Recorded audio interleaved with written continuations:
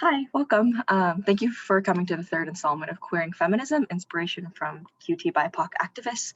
And QT BIPOC stands for Queer, Trans, Black, Indigenous, and People of Color activists. And today we'll be talking about abolition and the prison industrial complex.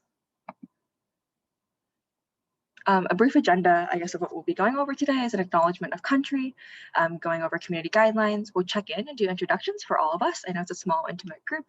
Thank you all for being here. And just know that you're welcome to participate in whatever capacity you feel comfortable with. So we want you to show up however you best feel like you want to show up. Shannon will talk to us about what is queer, and then we'll go over our two activists for the week, which are Angela Davis and Mia Mingus. And then we'll give you journaling and reflection prompts, as well as the opportunity to write letters, as Shannon outlined in the email. She'll talk more about that as well. Okay, so welcome. This is the land of the Kumeyaay that we're on, or at least San Diego State is on the land of the Kumeyaay. I'd like to formally read a land acknowledgement to start us off with every presentation at the WRC. So we would like to acknowledge the custodians of this land, the Kumeyaay people, and their elders past and present. We acknowledge and respect their continuing resilience and culture and recognize the strength, resilience, and capacity of the Kumeyaay people. We also extend this respect to other Indigenous people who are present.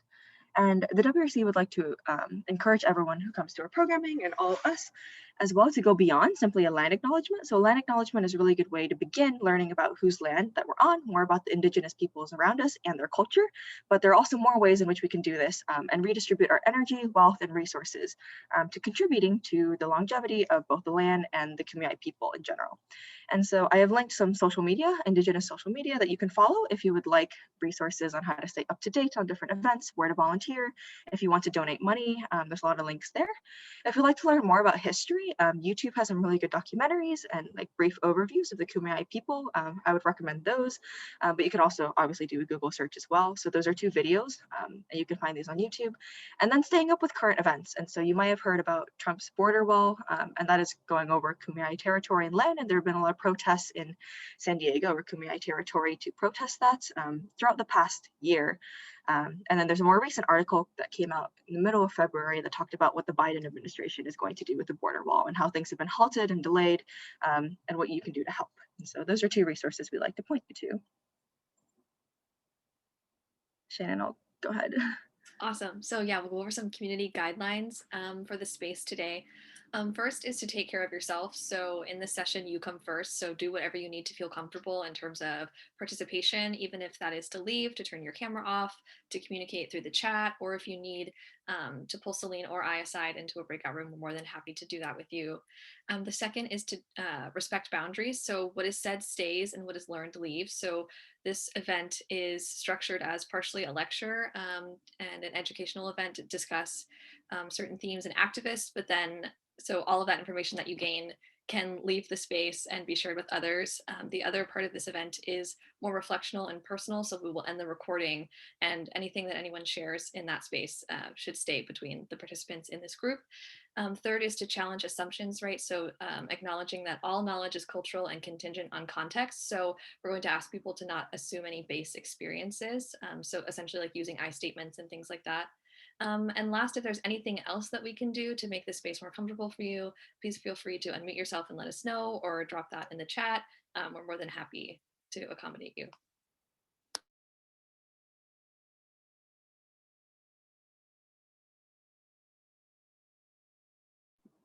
Okay. And so if everyone wouldn't mind, we would like to just ground in a brief check-in. And we could start by saying name, pronouns, whose land are you on right now? If you don't know, you can go ahead and do a quick Google search or say that I don't know. I'll look it up after this or at the very end if you like. And then this can be used as an introduction or as an affirmation. I actually took this affirmation from Brenda Drew at the Pride Center. If any of you have ever worked with them, they're a wonderful facilitator and they always have so many affirmations up their sleeve. And this affirmation is basically to write, I am blank, I am not blank. So an example of this that I think I used this Monday with our Queer Femme community circle was, I am soft, but I am not overly sensitive. I think that's something that I said. And then our third check-in question, if anyone would like to share, is where do you have extra strength or energy in your life that you could use to support others? If you don't have any of this extra strength or energy in your life right now, that's totally cool. Then who around you has the support and energy that you need? So we just want to orient ourselves to the resources that we have around us.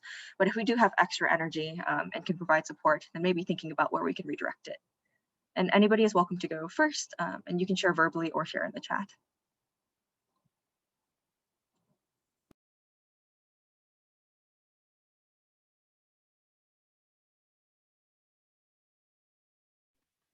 I'm happy to go first. Hi, everyone. My name is Elspeth, pronouns she, her, hers, ella. I'm on the land of the Kumeyaay. I am soft. I am not weak.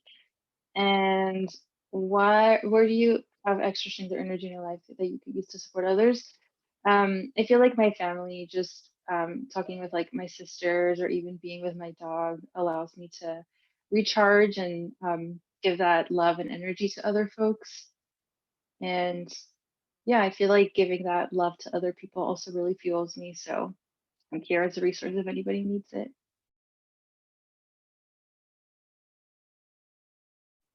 I can share next.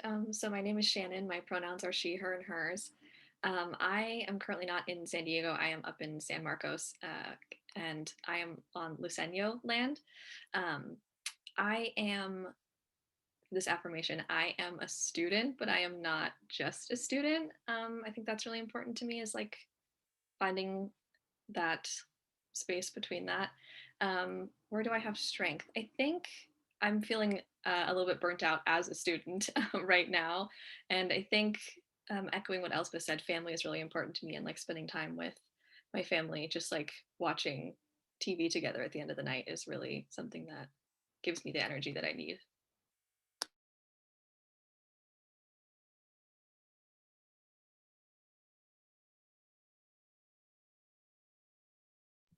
I can go next. My name is Lori, she, or they pronouns. I am also on Kumeyaay land. I am practicing boundaries, but I am not a disappointment. And I think I'm also really, I don't want to say running on empty, but I'm also like pretty busy these days. But my partner has been really supportive. They are um, having like a fully asynchronous week at their jobs. They're a teacher, and they've been able to like run and get me food and hang out when I've had some downtime. So it's been really nice.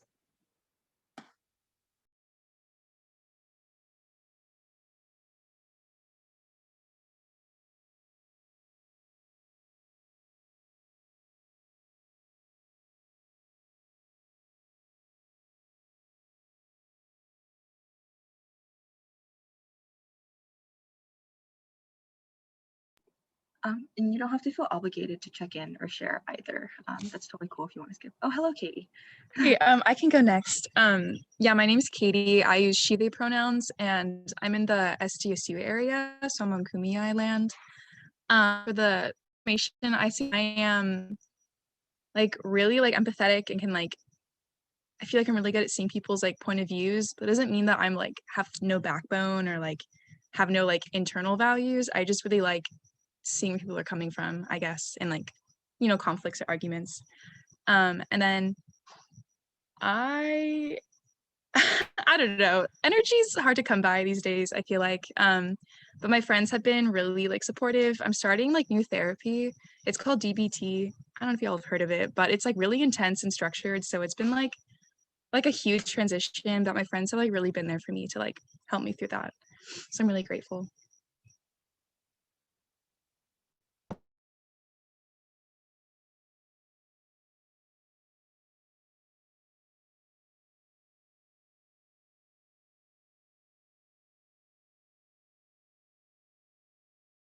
Thank you so much for sharing. I love to hear how everyone's finding energy or giving it. And Wendy and Adriana, you're welcome to share or interrupt me or, oh, in the chat. Cool. Thank you, Adriana, for sharing. Do you mind if I read it out loud for accessibility? If not, it's also okay. We can just leave it in the chat. Thank you. So Adriana said, hello, I will have to communicate through chat. My name is Adriana, she, her, hers pronouns. I am on Kumeyaay land. I am nurturing. I am not alone. Love that. My kids give me energy and strength. Thank you for sharing, everyone. I can check in as well. Thank you. My name is Celine. Pronouns are she or they. I am also on Kumeyaay land or territory. I am struggling, but I am not fragile or weak, I think. I think it's just valid to be struggling right now. Katie, I like what you said about energy is hard to come by these days. Energy around me or support energy. I got to check in of, I have an API like study / abolitionist group. And we all kind of like texted very sad and angry yesterday. And they were like, do you want to just sit on Zoom and be sad last night? So we did. And it was just nice, I think, to be in that kind of community and like find that shared space. And it was like, oh, didn't realize we needed to cry or needed to feel this or that. And it was like doable in that sense. Or it's like, I feel like a lot of, it's hard to find support in like a pandemic, right? When it's not like face to face. So that was really nice to receive. Cool. Wendy, feel free if you ever want to check in at any time, but we're going to move on to the next slide if that's okay. Thank you everyone for checking in. There's something in the chat. Oh, hi Wendy, can I read that out loud? Is that all right? Thanks. Okay, sorry, it's hard to have like the chat and the slides up at the same time sometimes. Wendy said, hi, I'm Wendy and I go by she, her pronouns. I am worthy, I am not a burden. I've been pretty low on energy lately, but my friends and significant other have been supportive of me during this time. And then she put a smiley face with like a little tear emoji. That's one of my favorite emojis. These affirmations are giving chills too, Elspeth. That's what Elspeth said in the chat. I'm glad everyone is finding support through friends or other sources. Yeah, thank you all so much for sharing. It's always really exciting when everybody shares out together. It like helps build this like sense of community, and I feel so fulfilled. So thank you. But in terms of the program, we want to share our definition of the word queer, right? In this title, Queering Feminism. What does that mean? So most of us are probably familiar with the term queer in terms of like sexuality and sexual identity, right? Like the Q and LGBTQ. But for the purpose of this program, we propose using queer as a reference to identities that fall outside of traditional norms. And the definition of normal in our society is often constructed around ideas of whiteness, heterosexuality, affluence, among many other things. For our session today, we're going to focus on two prevalent activists, as Celine mentioned, and the concept of abolition as a feminist issue. Hopefully to get us all thinking about what moving beyond carceral regimes of punishment might look like. We do this to envision a society that cultivates proper care of all its inhabitants, regardless of identity, and especially those who are denied visibility, access, and basic freedoms. In looking at abolition as a feminist issue, there are a few ways that addressing carceral systems of punishment and incarcerated people from a feminist sort of lens works. And these are kind of things that I've thought of and I've thought through. I'm somebody who's very new to the concept of abolition as well. I consider myself a baby abolitionist. I heard somebody say that yesterday and I was like, that's such a good term because that's exactly how I feel. So the first is fostering humanity. So the idea is to acknowledge that prisons and methods of policing, often dehumanize and have us suppose that certain individuals are deserving of the inhumane treatment that exists in carceral systems. So shifting our ideas of thinking towards abolition encourages us to see incarcerated people as people. And this leads us to the concept of building community, which is what we strive to do here today in this session through the opportunity for letter writing and acknowledging that incarcerated people are not alone and that we as a society know that they are worthy of care and access. Finally, in thinking about abolition, we seek to remove state institutions from ideas of justice so that we can address the issues of our society that affect individuals and their positions in society, rather than turning to prisons as a holding tank of punishment for deviant bodies and questioning what a deviant body is and how we come to understand those. I also want to say here, like before we get into the rest of the session, that if these ideas are new to you, you're not alone. Like I said, I am new to this. I'm a baby abolitionist to the concepts of abolition and accountability and transformative justice. And the point of this session is not to feel pressure to solve the world's problems, but rather to introduce concepts and ways of thinking. abolition and transformative justice and these things we're going to talk about today are not likely to change overnight, but they're important for us to envision a future where an introduction of state harm does not have to be our go-to ideal for protection and safety and justice. So that's kind of where we're coming from for today. So thank you for being here.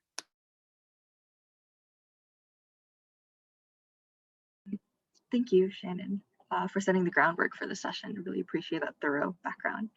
And so I'd like to introduce a quote by Angela Davis, who's a prominent activist on abolition specifically, as well as transformative justice and feminism. And this quote says, "Both policing and punishment are firmly rooted in racism. Attempts to control Indigenous, Black, and Latino populations following colonization and slavery, as well as Asian populations after the Chinese Exclusion Act and World War II incarceration of Japanese Americans. Attempting to undo the harm of policing and prisons without attending to these immense embodiments of systemic racism is doomed to failure. The 20th century militarization of the police has been further intensified by Islamophobia. More generally, the evolution and expansion of the police and prisons are constant reminders that capitalism has always fundamentally relied on racism to sustain itself." So this quote kind of relates back to what Shannon was talking about, of how we can examine the way that our punishment or justice systems can relate to both feminism, gender justice, transformative justice, but also racism as well. And this is another quote from Angela Davis. "Just as we hear calls today for more humane policing, people then called for a more humane slavery." And so this is just an abolitionist perspective against reform. I think sometimes these perspectives are on a spectrum, but also they're not just one linear spectrum. Our perspectives on how we can reform or remake the ways that we create safety for our communities, as Shannon was saying, can be multidimensional, is multidimensional inherently. And no matter where you are on whatever place in these multiple dimensions, that's totally okay. We just want to represent some of these ideas from prominent abolitionists. And I wanted to share this quote from one of the other activists we'll be talking about today, Mia Mingus, about accountability when we're thinking about transforming ideas of justice. She says, "What if accountability wasn't rooted in punishment, revenge, superficiality, but rooted in our values, growth, transformation, healing, freedom, and liberation? What if we understand that no amount of tough love or punishment could ever hold a candle to the long and hard labor, fear, and pain of facing our demons and our traumas? What if we learn to desire the challenging and the transformative instead of the easy and the comfortable? After all, comfort and transformation do not live on the same block." I just found this quote like really comforting, I think, for myself in thinking about leaning towards, or the idea that, right, like excuse me, sorry, abolition is not something that's going to change overnight. It's not something that our views on are going to change overnight. Like, they take time to develop, and it's okay to lean into that and to challenge ourselves instead of staying stagnant in the ways that we've been trained to think about accountability and justice and all of these things. So I appreciated this quote. Jumping into a little bit deeper into Angela Davis' ideas of how abolition is a feminist issue, but also how we can begin to enact abolition. She encourages people to think about the root of mass incarceration. And so similar to Shannon's quote that she shared about accountability and what Mia Mingus said, is our goal to control, police, and harm Black and brown bodies by putting them in solitary confinement or confining them, etc., or is the goal community safety, right? So we have to get at what is the root of this purpose. And by enacting this certain system, how are we conceptualizing these bodies? Are we conceptualizing them as a threat and therefore taking away their humanity? And so we're saying you need to be here.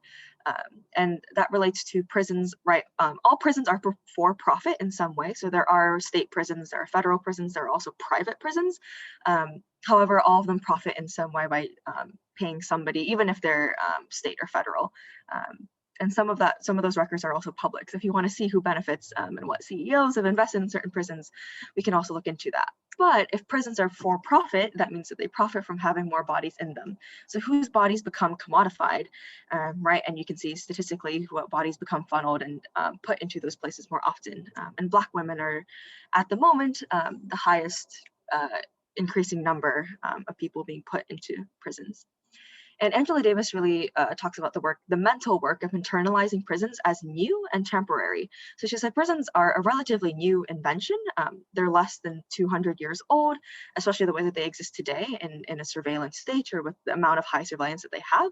So these are new, and there has been a time in a world before them and without them, and therefore there can be a time in a world without them in the future. This can be temporary, just like we think about previous forms of punishment and the earliest forms of prison they had in colonial Europe, for example. That's where American prisons came from, was from Europe and their idea of punishment.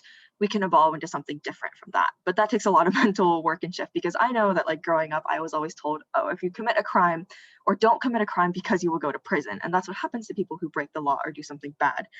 That's the consequence, when really if you do that, right, there can be other consequences instead.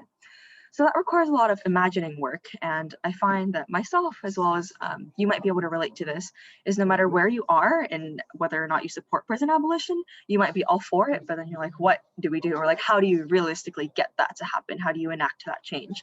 So it takes a lot of imagining work, right? And if we can't begin to think about, or sorry, noise.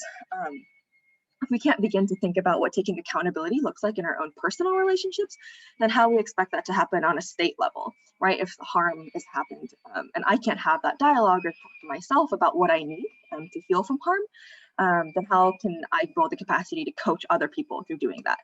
And I love this quote, which is, "Justice is what love looks like publicly." And so we can think about how can we create a system that enacts love publicly or justice publicly, right? Another quote is that we have a legal system, not a justice system.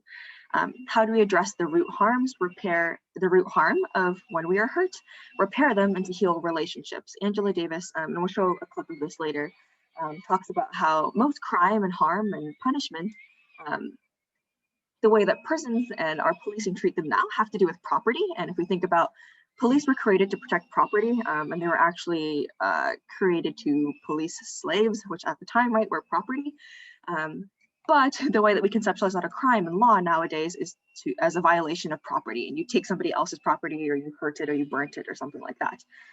Whereas maybe we could shift of like, maybe that's not harm, right? Of like, if you do this to a material object, I may or may not be hurt personally, emotionally, my dignity may not be hurt.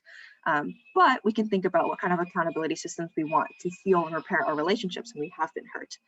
And so then we would think about, what would punishment look like if we valued all human beings as whole?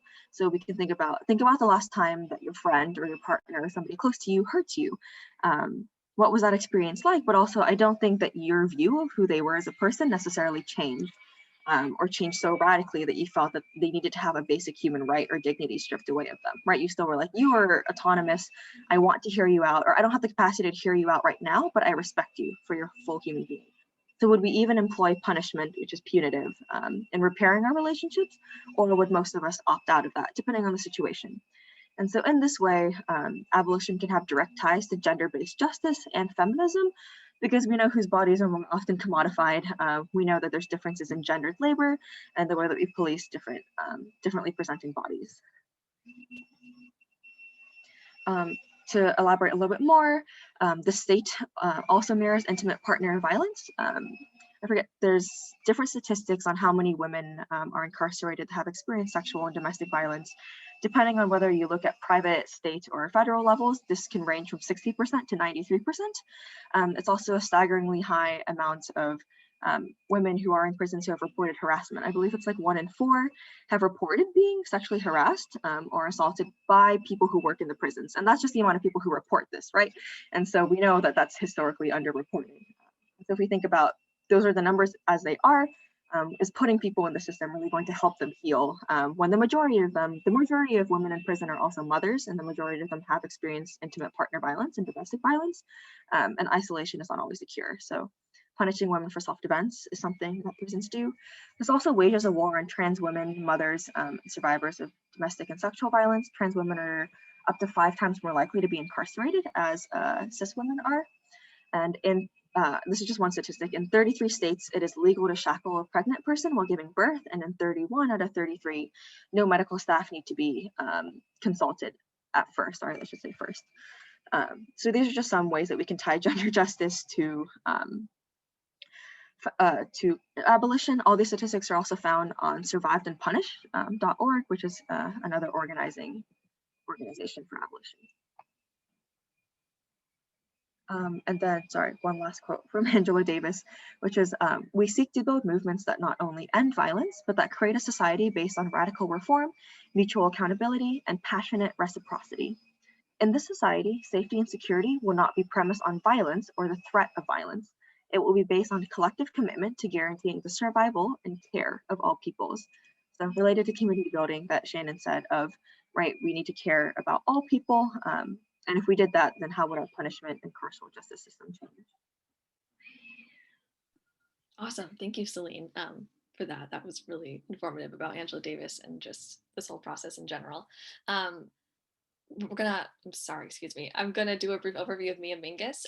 Mia Mingus is a writer, educator, and community activist who focuses on issues of disability justice, access, care, and what I'm primarily going to focus on here and in the next slide, transformative justice.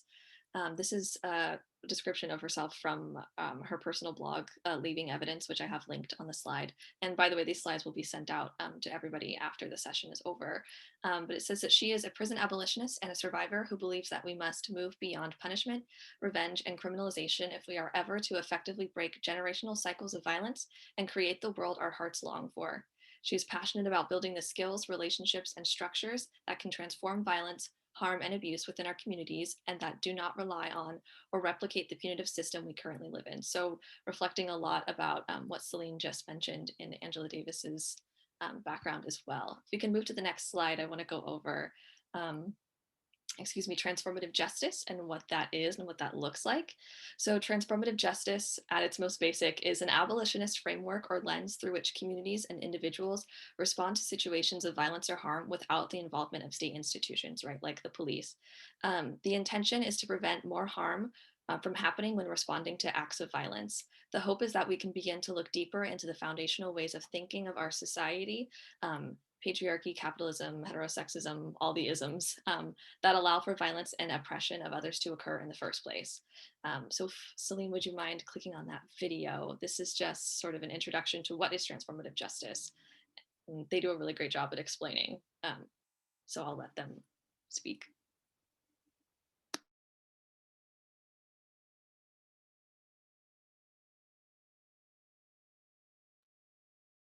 So when I'm trying to explain transformative justice to people, I usually back away from, I don't go straight at, okay, this is transformative justice. I usually actually go back to punitive justice. I start out with like what we're used to and what we've been socialized into is punitive justice. And then I ask people, if I'm in a room full of people, even in, a room full of friends, I'll be like, how many of you grew up in an experience where you were punished when harm happened? And I give examples. You were expelled, you were put in detention, you're suspension, you're put on timeout.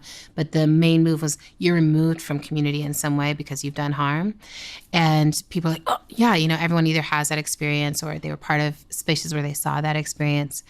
And then I'm like, we grow that up so that then you go into prison or you get the death penalty or you get canceled from your community, right? It's the same process. So we live in this, that's what we're swimming in. And then I talk about restorative justice as a steps in the right direction, right? It's like harm has happened. How do we restore ourselves back to that relationship that existed before the harm happened? So I'm like, someone stole your purse. You get an apology. They do some community service. Hopefully we return to like where we were. But for me, I always say that doesn't go far enough because if the original conditions were unjust, then returning to those original conditions is not actually justice, right? You're just going to have someone who's like, great, now I returned everything to you. I still don't have anything and I'm still hungry and I still need something. I'm like, so we need to go further. So to me, transformative justice, the first aspect of it is that it goes all the way down to the root system of the harm and says, how do we change, heal, transform, pull this up? What do we need to do at the root system so that this harm is no longer possible? Like what we're trying to do is stop this harm from ever being possible again. And then how do we understand that the state is so committed to punitive justice, so the state is not going to be able to engage in transformative justice with us. So we don't go to the state to do this kind of deep work. And then how do we turn towards each other to hold this space? And in that turning to each other, we have to say, I believe you can transform. The bare bones way I describe transformative justice to just anybody that I meet randomly is that it's a way of responding to violence and harm without creating more violence and harm. That's bare bones. What would it look like to respond to harm in a way that doesn't create more trauma or more pain, more harm? And then after that, I would also say the way that I talk about it is that it is a way to respond to violence within our own communities, which feels really important. So it's not this kind of missionary thing, in a way that doesn't rely on violence and state and oppressive systems. So things like police, prisons, the criminal legal system, the court system, ICE, the foster care system.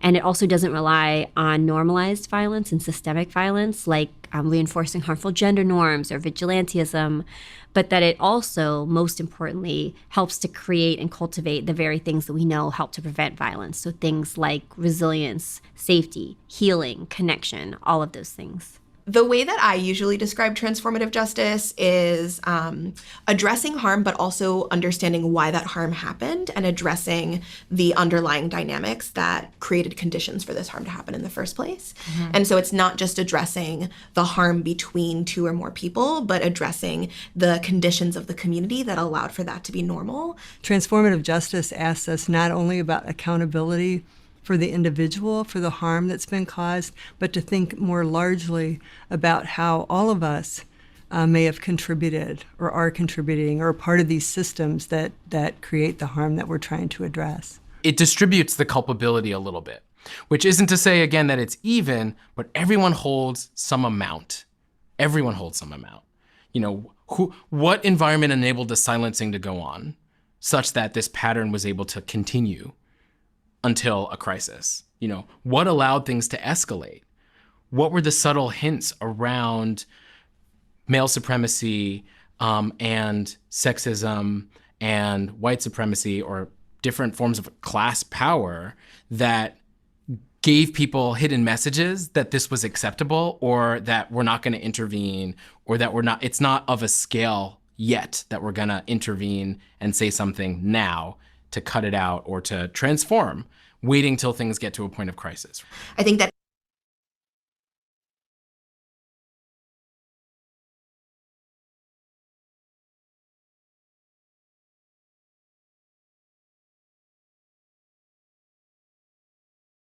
So when I'm trying to explain Thank you all for watching that video, and Shannon for sharing that snippet with us. I'm just going to share a short clip of Angela Davis also speaking.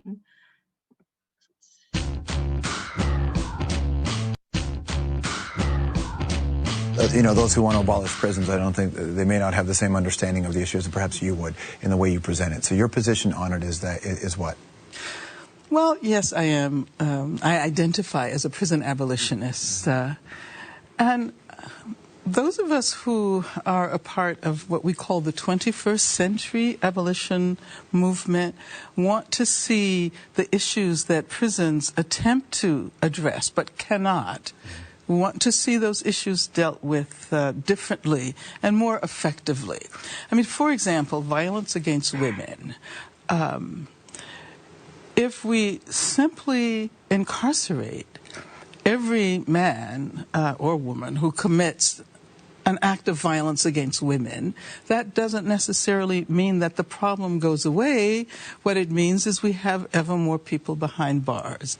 I think it's partly that it's the will of the people, in a sense, that we live in a punishment society. People want their pound of flesh, and oftentimes they're not worried about recidivism, they're not worried about rehabilitation. It's that particular individual who's convicted of a crime needs to pay their debt to society, and we're conditioned to hear about their debt to society. And so you have a culture of people that are interested in seeing the bad person go to jail. And doesn't that also feed into the problem? Most people, including myself, I have to catch myself sometimes, when someone does something bad to me, the first the first instinct is to figure out how to get back at that person.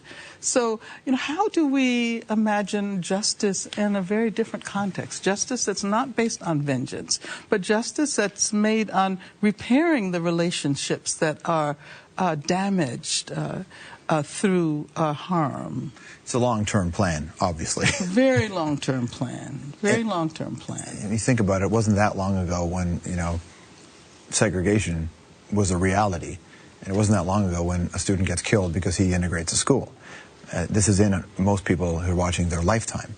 Do you look at this like 20, 40, 50, 60 years? Is this a century long of constantly changing attitudes? I often point out that when I was young, growing up in Birmingham, Alabama, and I used to sometimes get very upset that as a black child, I couldn't do what I wanted to do. I couldn't go to the amusement park. I couldn't go to the big library. We had to go to this sort of rundown black library. Mm-hmm. And, my mother was always very careful to tell me that this is not the way things were supposed to be. She said, this is not the way things are supposed to be, and they will change. So she allowed me to develop the capacity to imagine the future in a way that sometimes seems very radical. But it seemed radical during the era of slavery. And so today, of course, slavery, even though we think we've abolished it, we haven't. But still, in terms of the way people think about it, it's seen as horrendous, atrocious.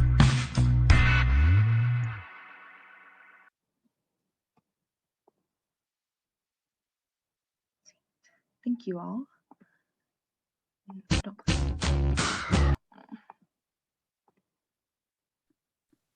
Awesome. Thank you for sharing that video, Celine. I love Angela Davis and her work so much. She inspires me for real.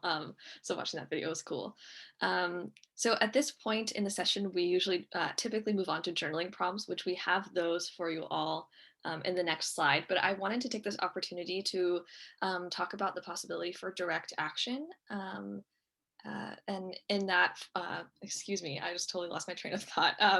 And in that vein, writing to incarcerated individuals through this website or this organization called Power Blossoms, you can write to or just write birthday messages to incarcerated LGBTQ individuals in California prisons through the link that Celine just pasted in the chat. It's a pretty straightforward website. I've already written 2 letters. Again, like I said, going back to the beginning, it's an attempt to build community across barriers and to address needs like emotional support for people in prisons. Just some general guidelines if you do decide to do this, which I totally encourage you to. That's what I will be doing during the journaling time today. Just assume everything will be read by someone else. And the main goal is to be supportive and not assume anything about the individual that you're choosing to write to. So I don't know if Celine has anything else that they want to add to that. If not, we can move on also to the journaling prompts. Thank you for sharing this, Shannon. I think maybe one thing, this is an org that does specifically send your letters, including every month they send a batch of happy birthday letters to LGBTQIA, as Shannon said, individuals who are inside bars. But one thing would be not to assume that any of these people are also out formally to prison. So they can be on this listserv and connected to the organizers on the outside of prisons. But if that's something that maybe you share or an identity that you share with them that you want to relate to them to, maybe not necessarily outing them because that could put their identity at safety inside a prison.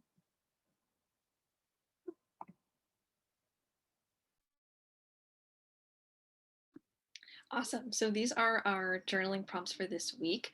I will drop a link to our shared community posting board in the chat. And this is just an opportunity to, excuse me, my brain is not working today. I apologize. Thank you all so much for sitting with me as my brain processes. But just if you'd like to share your thoughts on any or all of these questions, we just like to collect them and have them as sort of like a almost like a time capsule to reflect on this time, Women's History Month 2021, and what we were all up to. Like an archive. Yes, Elspeth, thank you so much for reading my brain and getting in there and helping me. But yeah, some of the prompts for this week: write an affirming letter to yourself and or to an incarcerated person, affirming that their life matters and is inherently valuable regardless of anything. If you had committed harm, how would you want to be treated? What would you need to make it right? If someone has hurt you, what do you want from them? Do you want to restrict their freedom, or do you want the safety and trust back? What are some ways we can get it? And finally, what does freedom mean to you, feel like, or look like materially? So at this point, I will maybe play some nice music, instrumental lo-fi beat music, and you can choose to participate in any activity that feels comfortable for you. But thank you all for being a part of this process and listening to us today.